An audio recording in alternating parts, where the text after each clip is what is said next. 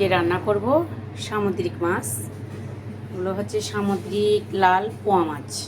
এই মাছটা আমার অনেক ফেভারিট।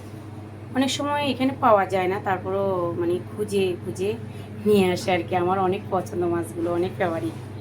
তো নিয়ে এসেছি মাছগুলো। আজকে মাথা বুয়া কেটেছি, তো মাথা ফেলে দিয়েছে। আর মাথা কিন্তু ভালোও না। তো সব কিছু নিয়ে মেরিনেট করে নিয়েছি, লবণ মরিচগুলো দিয়ে মেরিনেট করে ফেলেছি। একটা একটা করে ভাজবো, ভেজে রান্না করবো। আমি দিয়ে দেবো মাছে বেগুন, একটু বেগুন দিলে ভালো লাগে। এখানে কাঁচামরিচ, পেঁয়াজ, টমেটো আর এখানে সব মশলাগুলো আমি মেরিনেট করে রাখছি। ঠিক আছে, দিয়ে দেবো সরিষার তেল। আমি একে একে সব মাছগুলো ভেজে নেব।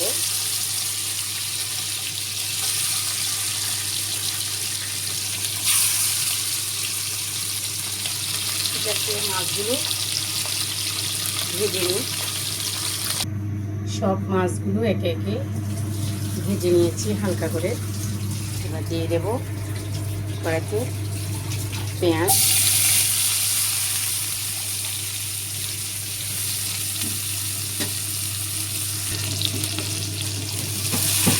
পেঁয়াজগুলো একটু ব্রাউন হয়ে আসলে দিয়ে দেবো টমেটো।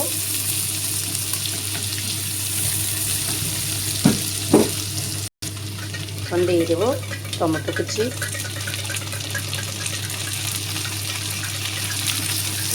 আমি টমেটোটা এভাবে কুচি করে দিই যাতে তাড়াতাড়ি গলে যায়।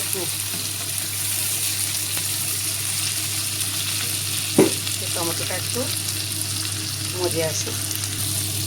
একটু দিয়ে দেবো আমার পেস্টগুলো, লবণ মরিচ হলুদের গুঁড়ো, জিরের গুঁড়ো, সবগুলো আমি একটা পেস্ট করে রেখেছিলাম তাড়াতাড়ির জন্য।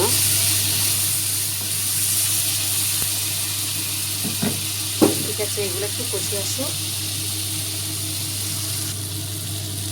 কষিয়ে আসছে। এখন আমি পর্যায়ে দিয়ে দেবো বেগুনগুলো আর ভাজছি না, আমি বেগুন ভাজিনি, এমনি দিয়ে দিচ্ছি, এখানে হয়ে যাবে।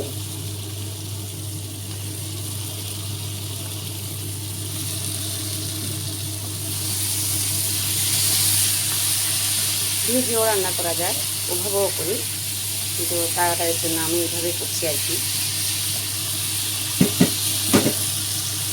যাতে বেগুনগুলো একটু কষিয়ে আসুক। কষানো হয়ে গেছে, আমি এই পর্যায়ে দিয়ে দেবো ঝোল।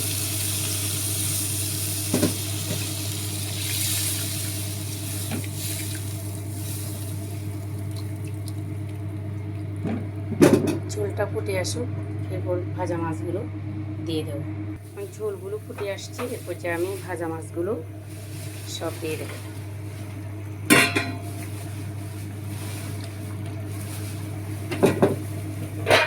দিয়ে দিচ্ছে কাঁচামরিচগুলো।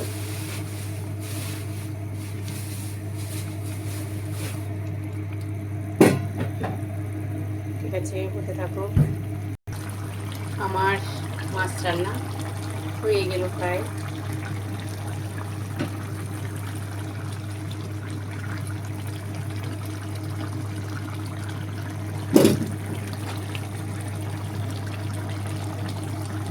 এইভাবে বেগুন দিয়ে রান্না করলে এই পোয়া মাছটা অনেক স্বাদ হয়।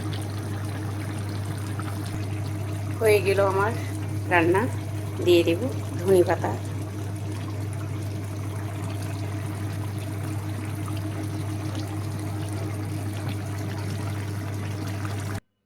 হয়ে গেল রান্না, এবার খাওয়ার পালা। এই মাছটা বেগুন দিয়ে রান্না করলেও স্বাদ, আলু দিয়ে রান্না করলেও স্বাদ, আবার এমনি টমেটো দিয়ে রান্না করলেও স্বাদ। আমার অনেক ফেভারিট মাছটা।